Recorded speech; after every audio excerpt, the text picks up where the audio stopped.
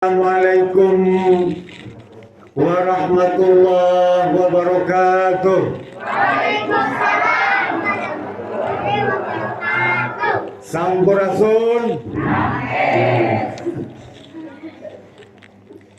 Hamdan katsiran tayyiban mubarakan fi kama yuhibbu rabbuna wa yarda.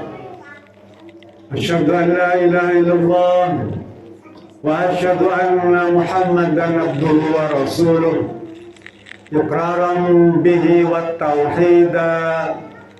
Allahumma shalli ala Muhammad wa ala alihi wa sahbihi sallim tasliman mazida.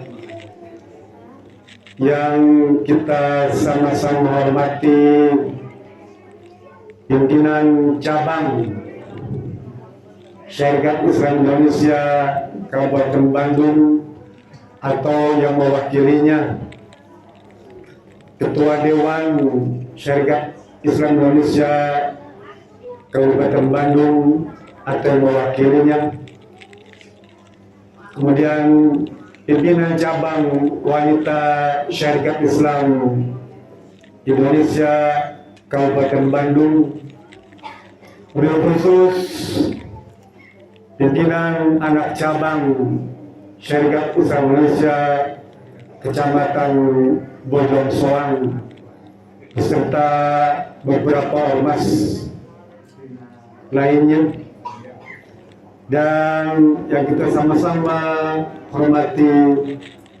Khinar-Kiron sesepuh Kecamatan Bojong Soang, yaitu Bapak Raden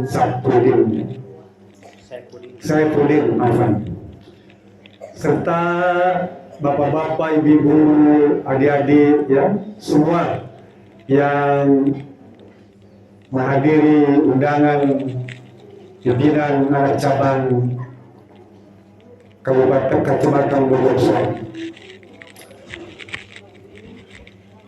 Mengawali pertemuan kita pada pagi hari ini, tentu saja saya selaku warga, sebenarnya saya adalah warga, Bu. Saya tinggal di Cijagra situ, Bu. Kalau dulu orang apa itu ya, di Cijagra itu tempatnya banjir, Bu, ya. Mohon maaf, banjir. Suka ditanya, Billy Badeka Cijagra itu kapal wetan, Billy hoyong ka surga kaditu kapanaosan. Ya, sebenarnya saya pengen menyampaikannya dalam bahasa Sunda, ingin sekali, tapi saya khawatir ada kekeliruan di dalam menempatkan kata atau kesalahan di dalam menggunakan kalimat, menggunakan bahasa Sunda, sehingga mengurangi penghormatan saya dengan budaya Sunda. Karena bahasa Sunda yang saya biasa gunakan adalah agak kasar, ya, bukan boso. Saya aslinya dari Banten, dari Serang. Saya menggunakan bahasa Sunda, di sini pun begitu.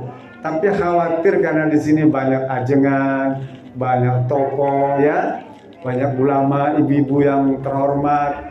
Jadi saya izinkan menggunakan bahasa Indonesia saja, karena saya merasa juga sebagai orang Indonesia, gitu ya. Bapak Ibu Rahmatullah Subhanahu wa Ta'ala, saya warga, jadi sekarang saya tidak menjabat di struktur kepengurusan Syarikat Islam Indonesia. Saya mantan Presiden Dewan. Saya sudah hampir 3/4 perjalanan hidup saya di Syarikat Islam. Jadi sudah hampir 40 tahun, hampir 50 tahun. Saya sekarang usia 64. Jadi sudah 50 tahun hidup saya itu disumbangkan, ya, untuk aktivitas Syarikat Islam Indonesia Dari mulai semi pemuda muslim tuh saya semua ya saya pernah lalui. Jadi hari ini saya ingin memberikan pesan-pesan saja kepada Bapak Ibu semua kaum syarikat Islam Indonesia sebagai sebuah bekal untuk menatap kehidupan ke masa yang akan datang. Karena tantangannya berat Bu ke depan ini, ya. Sangat berat. Tapi ternyata Allah kehendaki kita bisa bertemu di sini, ya. Ini semua adalah karena Allah Subhanahu wa taala. Allah berfirman di dalam surat Al-Hujurat itu. Nanti Ibu buka surat Al-Hujurat ayat 10 itu. Allah berfirman, "Innamal mu'minuna ikhwatun." Sesungguhnya orang beriman itu adalah bersaudara. Orang beriman bersaudara. Iman ukhuwah. Kita bertemu ini semata-mata karena iman. Kalau bukan karena iman, tidak akan bisa dipertemukan. Karena kata Hasan al-Banna, salah satu faktor orang itu bisa terikat adalah iman, akidah. Jadi persaudaraan, itu persaudaraan. Persaudaraan itu ya bisa diikat dengan kuat, kata beliau, kalau didasari dengan iman. Karena persaudaraan yang dilandasi dengan iman, dia tidak bisa dipisahkan karena urusan lain, karena nasab misalnya. Sekalipun nasab kita berbeda, selama beriman, maka dia bersaudara. Selama dia memiliki akidah yang sama, maka dia bersaudara. Tapi sekalipun punya nasab yang sama, nih darahnya sama, bersaudara tuh ya, bersaudara, nasabnya sama, keturunannya sama, tapi kalau berbeda agama, berbeda keyakinan, dia bukan saudara kita. Paham ya? Karena yang dianggap saudara itu, yang dianggap punya ikatan ukhuwah itu kalau sama-sama beriman. Buya Hamka dan Tafsir Al-Tabari menambahkan bahwa di samping akidah juga ketakwaan. Ketakwaan juga menjadi faktor perekat, dia tali pengikat yang sangat kuat di dalam menyatukan umat. Perlukah ketakwaan itu? Iya. Dalam hadis yang diriwayatkan oleh Huzaifah ibnu Yaman, di rumah buka hadis yang diriwayatkan oleh Huzaifah ibnu Yaman. Kata beliau, Rasul berkata, yakunu du'atun ila abwabi jahannam faman ajabahum ilaiha qazafuhu fiha. Nanti nih ya, kata Rasulullah ya, akan ada penyeru yang mengajak pada neraka jahanam. Ya. Du'atun ila abwabi jahannam, makelar neraka. Ya. Calo-calo neraka tuh. Promotor neraka. Pokoknya yang ngajak ke neraka lah, ngaberingkeun ke neraka. Akan ada itu. Barang siapa yang dengerin dia, ikut dengan dia, ya, maka dia akan terbawa ke neraka tuh. Lalu sahabat bertanya, ya Rasulullah, sifhum lana, ceritakan ciri-cirinya. Rasul bilang, cirinya agak susah nih, karena dia ini hum qaumun min jildatina, dia itu sama seperti kamu, ya. Sama. KTP-nya Islam, ya. Ceritanya tentang perjuangan, ibadahnya juga sering, tuh. Bahkan mungkin pergi haji, pergi umroh. Mereka susah dibedakan. Bahkan dia sering ngomong juga kalimat yang sama dengan kita tuh. Hum qaumun min jildatina, sama dengan kita. Lalu Rasul bilang, ya, famadza ta'muruni in adrakani dzalik ya Rasulullah. Apa kira-kira pesan engkau ya Rasulullah jika kami ketemu orang seperti itu? Ya. Kalau kami ketemu dengan orang-orang macam begini, Rasul bilang ini, falzam jamaatal muslimina wa imamahum. Pegang tuh organisasi yang kamu percaya, yang kamu yakini itu, ya. Pegang, kumpul di sana tuh, ya. Yang kamu yakini organisasinya, jamaahnya, ya, kemudian pemimpinnya, kumpul di sana, gabung dengan dia, ya. Udah. Kemudian kalau misalnya ya Rasulullah, kalau saya nggak ketemukan orang itu gimana? Saya nggak bisa ketemu, nggak dapatkan jamaah tadi, organisasi tadi. Rasul bilang, fa'tazil tilkal syuraka kulliha, tinggalkan tuh organisasi yang kamu nggak yakin bisa menyelamatkan kalian, tinggalkan semua tuh, jauhkan mereka tuh semua, ya. Jangan ikut-ikut mereka.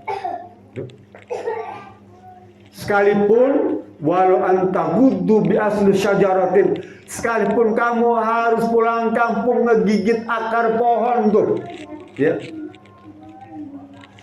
Hatta yudrikakal maut wa anta kadzalik, sampai engkau temukan kematian dan kamu tetap dalam keadaan begitu, artinya engkau telah diselamatkan. Nih Bu, pentingnya ukhuwah Islamiyah nih. Karena kita ingin mencapai satu perjuangan yang besar tuh. Hari ini kita bangun ukhuwah Islamiyah di kalangan Syarikat Islam Indonesia. Nah, apa rinciannya ukhuwah Islamiyah itu? Kalau tadi misalnya Imam Al-Bana ikatan persaudaraan yang kuat, apakah berhenti sampai di situ? Tidak. Ukhuwah Islamiyah itu maksudnya al-akhawatul mu'minin. Pertama tuh. Yang kedua, persaudaraan sesama orang beriman. Ya. Yang kedua, al-akhawatul muslihin, persaudaraan orang-orang yang ingin memperbaiki. Muslim itu memperbaiki, Bu. Memperbaiki apa? Memperbaiki akidahnya yang bersih, memperbaiki ibadahnya yang sahih, memperbaiki akhlaknya yang mulia, memperbaiki muamalahnya yang halal. Muslihin, al-akhawatul muslihin, meningkat. Al-akhawatul muttaqin, naik lagi, ya. Kita tidak ingin cuma sekedar jadi orang takwa saja, kita tingkatkan, Pak. Takwa itu sudah mendapatkan kemuliaan, tapi kita ingin lebih meningkat lagi. Apa? Al-akhawatul mujahidin, persaudaraan para mujahid. Pengen nggak gitu, Bu? Pengen, harus ada keinginan. Persaudaraan para mujahid. Al-akhawatul mujaddidin, persaudaraan para mujadid, para pembaharu tuh, yang mau memperbaiki tuh. Al-akhawatul mujtahidin, persaudaraan para mujtahid, ya, yang menjadi saksi semua nih, saksi yang kebenaran. Dan terakhir, al-akhawatul musyahidin, kita ingin mendapatkan, berkumpul, bersaudara dengan para musyahid, ya. Wah, ini para orang-orang yang berharap mati syahid takut. Syahid itu bukan berarti orang yang cuma meledakkan bom, tidak. Atau yang berperang saja, tidak. Ya. Selama kita membela agama Allah, kalau kita meninggal, disebut syahid. Selama kita menjaga keluarga, man qatala ahlah fiduna ahlah fahuwa syahid. Barang siapa yang membela keluarga dalam rangka apa? Melindungi itu. Dari apa? Dari gangguan-gangguan, virus-virus dari luar tuh. Ya. Itu kalau kita meninggal, maka disebut sebagai syahid. Kemarin di Cianjur tuh, ya, asyahid mabtunun wadamal hazbi, orang yang kena wabah, syahid. Orang yang tertimpa longsor, syahid. Orang yang kena banjir tenggelam, syahid. Orang yang terbakar, syahid. Jadi kesempatan itu banyak. Kenapa kita tidak pilih untuk menjadi al-akhawatul musyahidin? Allahu Akbar. Itu. Nah, sekarang bagaimana caranya untuk mewujudkan itu? Nah, kita mengaji di sini. Kita mengaji. Di antara cara kata Imam Hasan al-Banna untuk membangun persaudaraan itu, ya. Yang pertama adalah ta'aruf. Ta'aruf ini penting. Jadi pertama ta'aruf, saling mengenal. Yang kedua tafahum, saling memahami. Yang ketiga tarahum, saling menyayangi. Yang keempat ta'awun, saling bantu. Yang kelima tanasur, saling tolong menolong. Yang keenam ta'alluf, saling mengikat diri itu. Kita sudah nih, ya. Sudah ta'aruf, sudah kenal. Ta'aruf itu 3 unsur. Yang pertama al-jasadiyah yang harus kita kenal. Kita harus kenal jasadiyahnya, badannya, ya. Oh, saya kenal bapak itu rambutnya keriting. Oh, saya kenal bapak itu ustadz ini ya badannya agak gemuk, jasadnya. Oh, saya kenal bapak itu atau anak itu kakinya misalnya jalannya cepet. Nah, gitu ya. Ta'aruf dari jasadiahnya kita harus kenal. Atau bapak itu dia kelihatannya mohon maaf, ada kumisan, nah gitu ya. Contoh, itu ciri pak, harus kenal tuh jasadiahnya. Ya. Yang kedua yang harus kita kenal apa? Fikriyahnya, pemikirannya, ya. Yang ketiga kolbiahnya, hatinya. Jadi harus kita kenal fikriyahnya tuh. Si fulan itu pola pikirnya sekuler, paham ya? Kita harus kenal pak. Si fulan itu pola pikirnya sosialis. Si fulan itu pola pikirnya, jalan pikirannya itu komunis. Ada banyak sekarang nih. Ya, saya kemarin dikirimin salah satu partai yang baru diresmikan kemarin tuh nomor berapa tuh? Itu dia punya jingle yang tuh PKI. Kan sehari banyak fitnah pak. Kadang-kadang kita nggak mengerti. Orang pakai kaos lambang kalimat tauhid ditanya, paham ya? Orang bawa bendera tauhid itu ditanya, bakal diinterogasi. Apa bapak kira kita punya lambang syarikat Islam Indonesia tidak menjadi kecurigaan? Banyak orang curiga. Kalimat tauhid itu banyak orang curiga. Mesti dia tanya tuh. Pakai kaos kalimat tauhid mesti ditanya. Minimal orang curiga. Ya. Tapi orang pakai kaos bintang Paluarit gak ada yang tanya. Atau bawa bendera bintang Paluarit orang nggak tanya. Ya. Tapi kalau bapak bawa bendera kalimat tauhid mesti ditanya, dicurigai. Anak muda yang berjenggot, mohon maaf pak ya, yang berjenggot, orang mesti tujuhnya macam-macam tuh, ya. Yang berjenggot. Tapi kalau laki-laki yang bertato, didiemin aja. Benar bu ya? Benar. Yang berjenggot mesti ditanya. Dia radikal kali ya? Gitu. Mestinya begitu. Ya. Kita nih punya anak perempuan masih kecil, baru 3 tahun, 4 tahun, dipakaikan jilbab yang syar'i itu ya, anak cucu kita lah.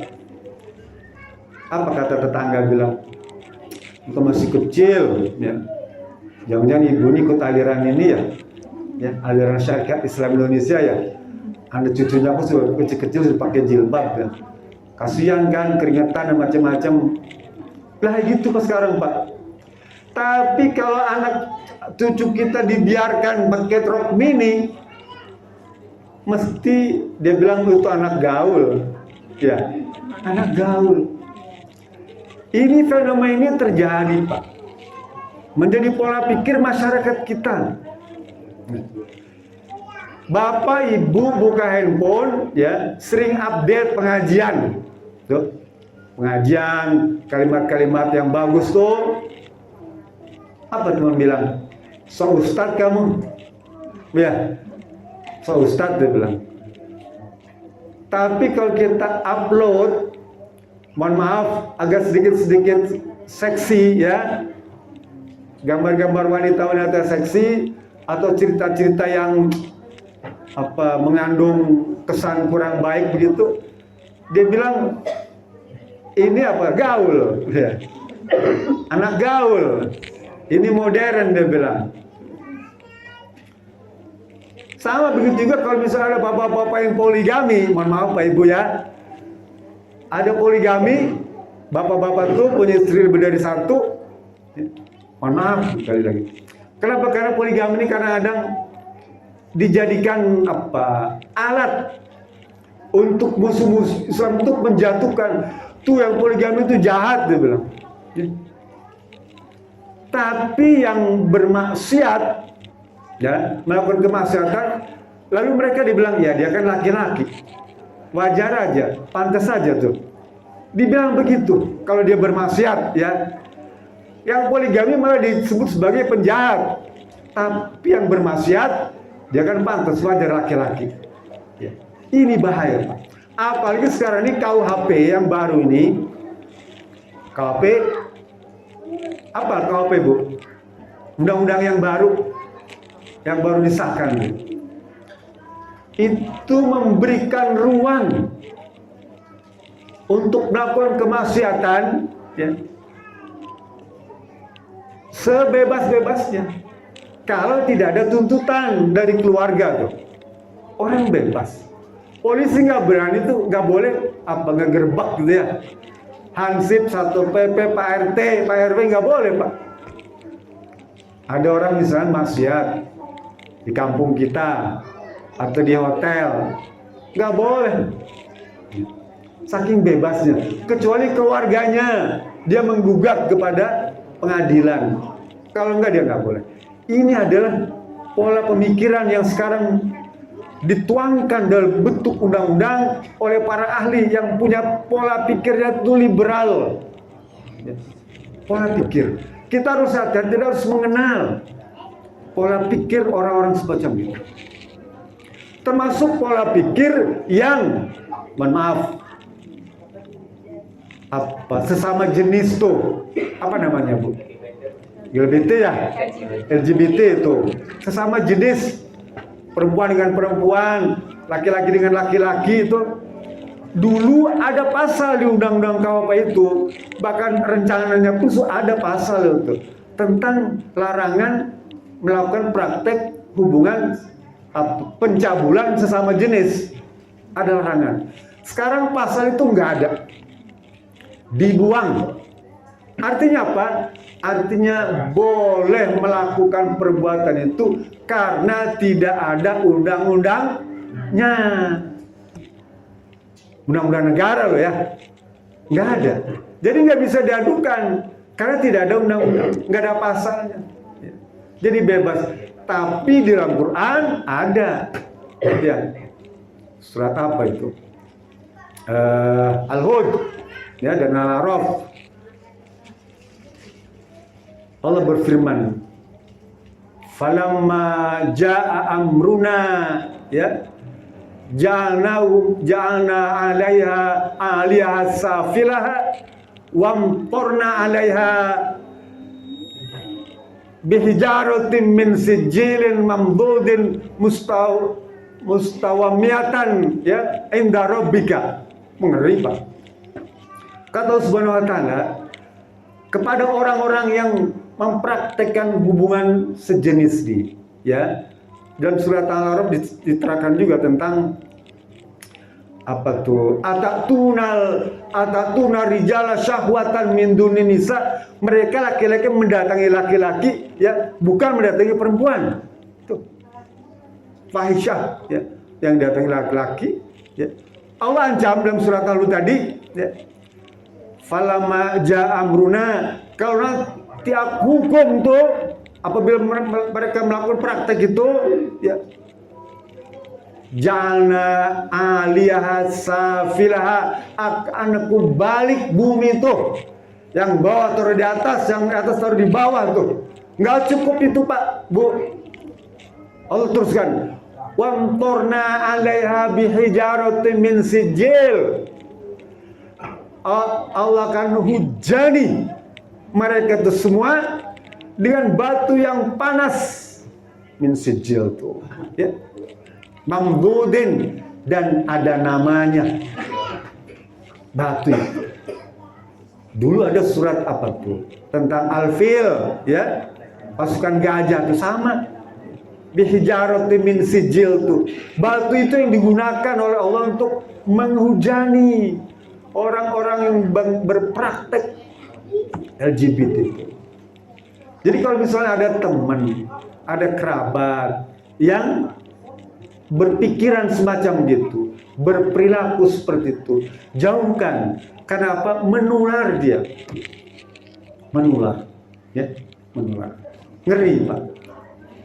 Nah sekarang ini hampir di beberapa daerah banyak persoalannya di provinsi kita ini, itu yang tertinggi pengikutnya. Ya. Ada 7 provinsi di kita yang tertinggi. Ya. Jadi kalau misalnya sekarang ada hujan batu, hujan es biasa, ya, kita dapat hujan es kan, atau hujan angin biasa. Tapi kalau suatu saat kelak ada hujan batu, oh Allah punya cara nih. Atau ada bumi yang dibalikan dengan gempa misalnya, oh ini merupakan tazkirah dari Allah Subhanahu wa Ta'ala. Ya, ya, itu Allah berfirman. Bahkan Rasul bilang, la'anallahu man amila amalan qaumi Lut. La'anallahu man amila amalan qaumi Lut. 3 kali. La'anallahu man amila amalan qaumi Lut. 3 kali. Kenapa Rasul ucapkan 3 kali? Karena sangat penting. Orang ini kalau sekali diingatkan lupa, 2 kali masih lupa, 3 kali insya Allah karena berita penting maka diulang sampai 3 kali. Orang berzina, Bu, mohon maaf ya, Pak ya, itu masih harus dibedakan antara muhsan yang berumah tangga dan muhsan yang belum berumah tangga. Dibedakan, hukumannya beda-beda, ya. Tapi kalau LGBT nggak beda, dibedakan sama, hukumannya mati. Cuma ulama berbeda caranya saja. Sama. Ada caranya dengan dirajam dengan batu, ada yang dijatuhkan di tempat yang tinggi, ada yang dipenggal lehernya, ya, ada yang dibakar. Ada satu lagi Imam Hanafi sebetulnya masih dipertanyakan tentang takzir, ya. Tapi semua ulama sepakat mati hukumannya. Lah kalau misalnya ada 1 juta pengikut itu mati semua dong mestinya dalam pandangan Islam, ya. Itulah yang ditentang oleh kelompok hak asasi manusia. Lah pola pikir ini menyebar, ya. Menyebar bukan hanya di lembaga-lembaga umum, tapi di lembaga-lembaga keagamaan juga ada yang seperti itu. Dulu saya pernah dikirimi tentang dokumen dari IAIN Wali Songo Semarang, ya, tentang jurnal atau mahasiswa itu mengkampanyekan kehidupan sejenis tuh. Dia kehidupan sejenis dari IAIN. Luar biasa dulu. Sangat menakutkan. Dulu tuh ya, tahun 2000-an. Sekarang mereka sudah pada tamat kuliahnya tuh, udah jadi sarjana SAG semua. Bayangkan kalau pola pikir mereka itu seperti itu, sekarang sudah sarjana, sudah kerja di KUA, sudah kerja di Departemen Agama, sudah jadi ustadz, ya. Banyak kan sudah jadi departemen, sudah jadi pegang DKM. Mereka itu sarjana-sarjana agama itu. Dan mereka punya pola pikir semacam itu. Apakah mereka berhenti sampai di situ? Tidak. Ya. Mereka lanjutkan dengan apa? Dengan perkawinan sejenis. Tadi cuma perilakunya saja kan Pak ya. Sekarang mereka mengusulkan untuk bisa melakukan perkawinan sejenis. Dan sudah dibuktikan dan dipraktekkan. Coba. Ini tantangan kita semua. Tantangan kita selaku umat Islam. Ya. Apakah mereka berhenti sampai di situ? Tidak. Mereka berpegangan pada emansipasi wanita tuh. Apa persamaan gender, laki-laki dan perempuan itu sama. Bahkan mereka bisa berumah tangga. Apa ujungnya? Mereka hancurkan bukan hanya hukum waris yang sama bagian itu, ya laki perempuan, tapi tata cara ibadah pun sama. Nanti perempuan itu boleh jadi imam sholat bagi laki-laki. Paham Mbak ya? Ini kedepannya sudah dipraktekkan, sudah. Di Amerika ini sudah berlaku. Bahkan bukan hanya itu, ibadah Jum'ah, khatib dan imamnya itu adalah perempuan. Namanya Aminah Wadud, perempuan terkenal, profesor. Jadi masalah LGBT tidak berhenti di situ, panjang parangkaian. Tapi intinya itu semua menghancurkan Islam. Menghancurkan Islam. Udah jangan lama-lama. Yang ketiga, apa yang kita harus ta'aruf nih? Qalbiyah. Tadi ta'aruf jasmaniyah. Yang kedua fikriyah, pemikiran, ya. Yang ketiga qalbiyah. Hatinya nih. Ini penting. Ya. Hati kita ini harus ditata, harus disucikan dan dibersihkan. Tidak boleh ada sikap hasad, hasud, iri, dengki itu. Harus bersihkan. Termasuk juga berkaitan dengan akidah. Hati kita, keyakinan kita ini harus dibersihkan dari perkara-perkara yang bisa merusak kepercayaan-kepercayaan, keyakinan-keyakinan yang mengganggu tuh, yang tanda kutip ada kesyirikan di sana, jauhkan itu semua, tinggalkan itu semua. Karena apabila keyakinannya bersih, Allah akan tambahkan keberkahan, Allah tambahkan, kucurkan rahmat kepada kita semua. Kalau keyakinannya tidak bersih, jangan berharap rahmat itu akan datang kepada kita. Di langkah pertama, sebersih-bersih tauhid itu. Sehingga kita jangan bosan-bosan. Terus ingatkan kepada kita semua agar tauhid kita ini jadi bersih. Keyakinan bahwa ada kehidupan akhirat itu tauhid. Loh, bener nggak sih hidup kita ini cuma sampai meninggal saja? Enggak. Harus ada lanjutannya. Bahwa kita akan hidup kembali di akhirat itu. Tadi oleh Bapak tadi itu disinggung. Kita berusaha ke sana. Walal akhiratu khairul laka minal ula. Itu yang kita inginkan. Hati kita dibersihkan dari perkara-perkara syirik. Yang kedua, ibadah kita pun juga harus dibersihkan dari perkara-perkara yang tidak sahih. Jadi ibadah kita harus sahih. Ada landasannya. Ya.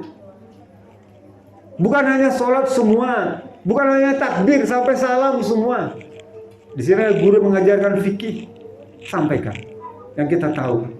Bagaimana tata cara sholat sesuai tuntunan Rasul. Bagaimana tata cara saum, ya, zakat, haji, umrah sesuai dengan tuntunan. Termasuk juga pengajian misalnya, kebudayaan, berbusana, semua, ya itu perlu waktu yang panjang memang. Oleh karena itu pembinaan ini tidak boleh cuma sekali dua kali saja, harus terus berlanjut. Ya. Pengkaderan itu penting. Apalagi kami yang sudah tua-tua nih, Bu, saya sudah 64, Bu. Ya. Jadi harus ada yang mengganti ke depan nih. Ya. Sudah waktunya, sehingga acara seperti ini harus ada. Ya, pengajian semacam ini, pembinaan ini harus lebih diintensifkan.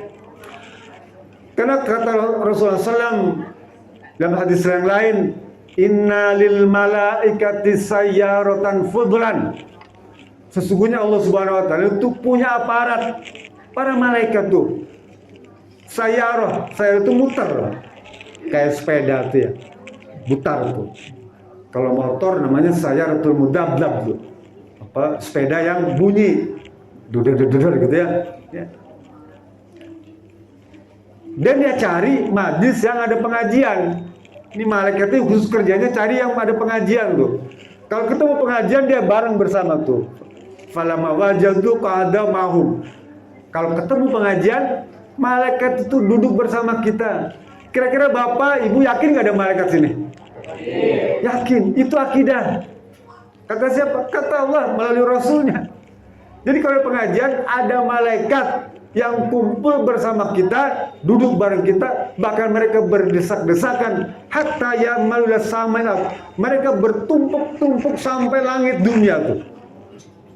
Saking banyak nih, kita duduk di sini nih, ada malaikat yang berjejal sampai langit sana. Itu akidah. Orang beriman harus percaya itu. Kalau nggak percaya, artinya tidak beriman. Tapi kan nggak kelihatan. Iya, memang tidak kelihatan. Ini kan perkara gaib, ya, perkara gaib. Harus percaya. Dia datang bersama kita nih, dan dia catat tuh siapa yang hadir. Pak Nung, Pak Duka Suara, ya, semua ibu-ibu dicatat yang hadir. Selesai ini, falamma tafarraqu araju ila sama, dia kembali. Ngomong pada Allah, ya Rabb, ya, ini saya baru dari sana. Ditanya, minanya gitu. Dari pengajian. Pengajian apa itu? Ibu-ibu, bapak-bapak ngaji, ya. Apa yang mereka harapkan? Mereka mohon ampunan, ya. Mohon surga, tanya. Apa mereka sudah tahu surga? Belum tahu. Belum tahu surga aja, dia sudah ngaji jauh-jauh dari Ciparai, dari Kertasari, banjir-banjir datang ke sini, ya. Mereka belum tahu surga tuh. Tapi sudah mau tuh, ya. Apa namanya? Kalau banjir kita jalan di air itu apa namanya? Ngojai. Apa? Gecuprakan kalau orang Betawi Maya, kaki kan jalan air tuh. Mau dah gecuprakan di air itu ya. Jauh-jauh tuh. Padahal dia belum tahu surga. Lalu Allah bilang, "Fa kaifa ya'riful jannah?" Bagaimana kalau dia tahu surga? Ya. Akan lebih ini lagi, lebih senang lagi. Kita ngaji paling 1 jam, ya, ngaji 1 jam. Mau dia tuh, belum tahu surga. Kalau sudah tahu surga, mereka mau ngaji itu tiap jam sampai sore nggak pulang-pulang. Kalau dia tahu surga itu kayak apa, ya. Lu tanya lagi Allah, kemudian apa lagi yang mereka inginkan? Ya Rabb, mereka itu yastajiruna nar. Mereka menolak surga. Mereka nggak mau dimasukkan ke dalam neraka. Mereka nggak mau dimasukkan ke dalam neraka, iya. Apakah mereka tahu tentang neraka? Mereka belum tahu, Rob. Belum tahu neraka aja dia sudah mau kumpul-kumpul, menghindari hajatan, menghindari dangdutan, menghindari saweran, menghindari acara-acara yang nggak berguna. Mereka datang ke pengajian karena takut neraka. Ya. Mau begitu dia. Lalu bagaimana kalau dia tahu tentang neraka? Mungkin dia nggak akan pulang-pulang di tempat ngaji nih. Ya. Itu keyakinan. Ibadah harus bersih, harus sesuai. Yang ketiga akhlak. Akhlak harus sempurna. Matinul khuluq tuh, ya. Harus disempurnakan. Kita punya akhlak. Mungkin yang nampak orang bisa kelihatan, ya.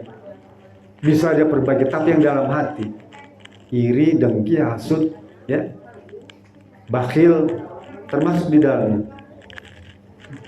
Rasul bilang, la yu'minu ahadukum hatta yuhibbu li akhihi ka yuhibbu li nafsihi. Ya. Orang itu tidak disebut beriman kalau dia tidak menyenangi saudara-saudaranya seperti dia menyenangi diri sendiri. Tidak mencintai itu. Kan setiap orang ini punya perasaan cinta, Bu. Dulu saya waktu kecil dengar lagu tuh. Rasa cinta pasti ada pada makhluk yang bernyawa. Dulu masih ingat Pak ya?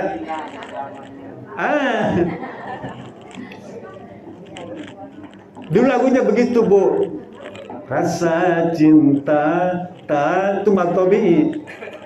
Agak panjang 2 harokat. Pasti ada hanya matobi juga. Dan matahari dari sukun. Itu dulu lagu-lagu. Kalau lagu sekarang kan beda Bu ya. Gak ngerti loh ya. Jadi akhlak ini penting.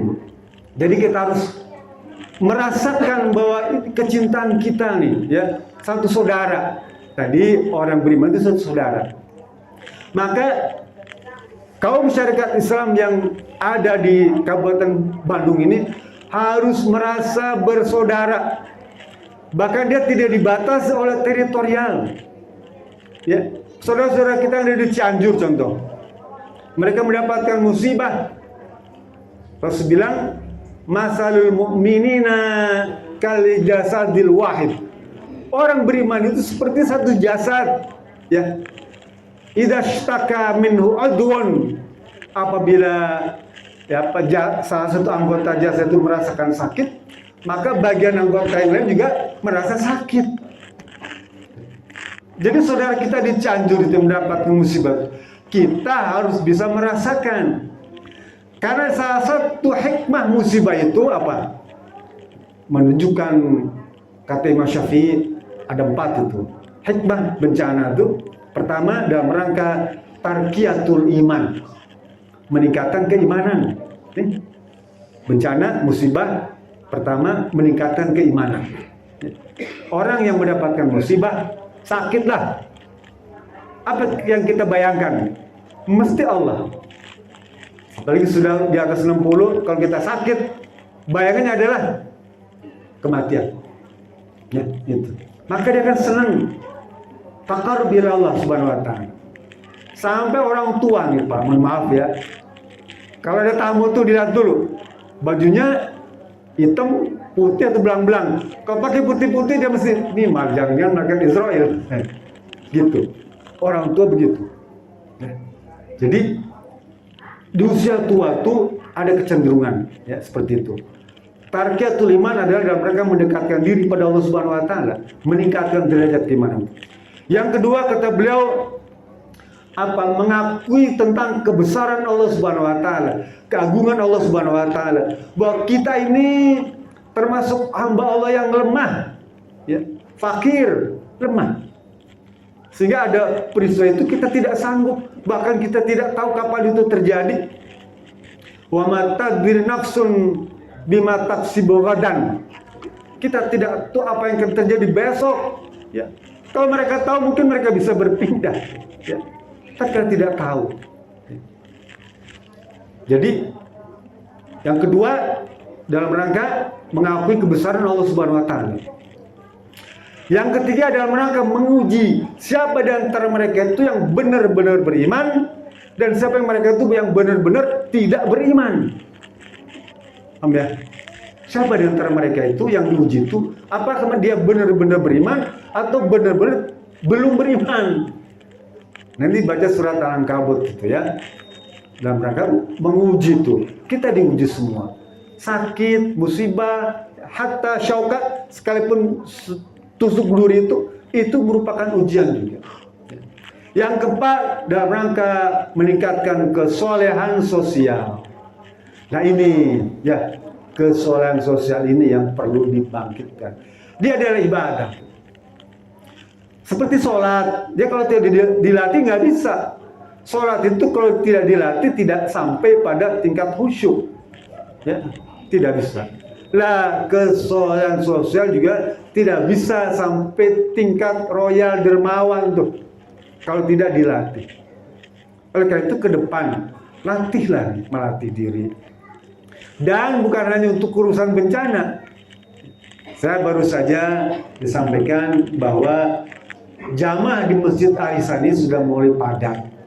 Banyak. Artinya apa? Bangga. Karena dakwah pimpinan anak cabang ya Kecamatan Bojongsong ini sudah nampak membuahkan hasil. Kalau kita nanam gitu, mangga tuh Pak. Mungkin tahun pertama kita belum ada harapan. Ini jadi nggak gitu? Setahun, 2 tahun, 3 tahun kan ada buahnya kan? Ada hasilnya kan? Bisa dinikmati. Lah sekarang nih Dulu mungkin 10 tahun yang lalu ya kita tanamkan, sekarang sudah mulai ada hasil. Ada jamaah-jamaah yang ikut serta ya. Semakin banyak orang yang cinta dengan syariat Islam Indonesia nih. Kan orangnya tadi akidahnya bersih, ibadahnya sahih, akhlaknya mulia, muamalahnya halal, itu menjadi magnet. Allah menggerakkan orang untuk datang. Tapi kita selaku pengurus harus mengupayakan agar pengajian itu tetap berlangsung dengan baik dan nyaman. Tapi memang fasilitas yang sekarang ada nih cuma segini. Ke depan tentu tidak cukup kalau seperti ini terus. Oleh karena itu ada ke depan rencana untuk membeli rumah sebelah ini. Ya. Rumah sebelah ini akan dibeli oleh pengurus anak cabang Kecamatan Bojong Soang. Amin. Oleh karena itu kita harus siapkan ya sifat kesolehan sosial loh. Untuk apa? Untuk membeli tempat ini.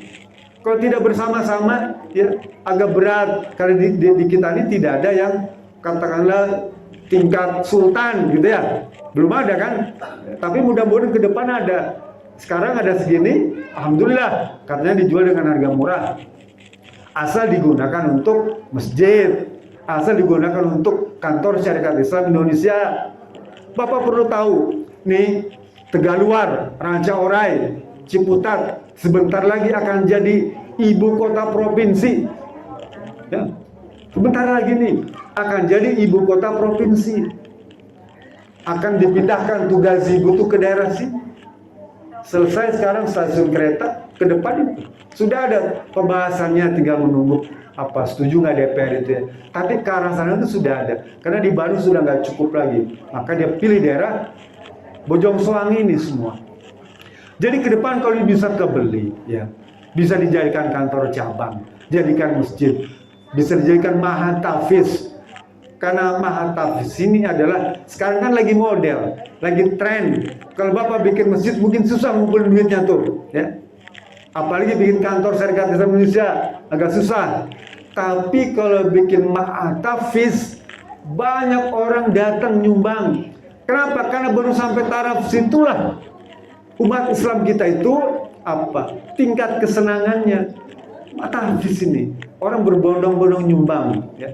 Padahal kalau kita bikin kantor untuk perjuangan itu lebih hebat lagi. Tapi orang belum sampai sana, masih meragu. Kalau tahfiz kan bisa dirasakan, langsung bisa dipakai, suruh baca Quran, kan itu ya. Tahfiz diundang di rumahnya, kasih santunan. Jadi boleh nanti iklannya itu boleh ma'had tahfiz Quran, ya. Kecamatan Bojong Soang, Bapak boleh jual untuk mana-mana. Ya. Sekarang yang kita saja Bojong Soang ini yang ada, ayo kita ketukan dana kita, selesai anggota Kecamatan Bojong Soang naik tingkat kabupaten, ya. Anggota kabupaten bantu nih Kecamatan Bojong Soang ini, karena nanti kalau ini jadi dan ibu kota provinsi di sini, ini bisa bukan hanya jadi kantor anak cabang, bisa jadi kantor cabang, bisa jadi kantor wilayah di sini ke depannya ya. Jadi jangan sekarang kalau ada nih buru-buru ya. Nanti saya minta selesai acara ini bentuk panitia ya, pembangunan kantor cabang, kantor anak cabang. Bikin panitia. Ya boleh saya ditempatkan sebagai pembina atau penasehat saja. Nanti Pak Dede Koswara akan menyusun pengurus panitia pembangunan kantor anak cabang Kecamatan Bojong Soang. Amin. Amin. Teruskan.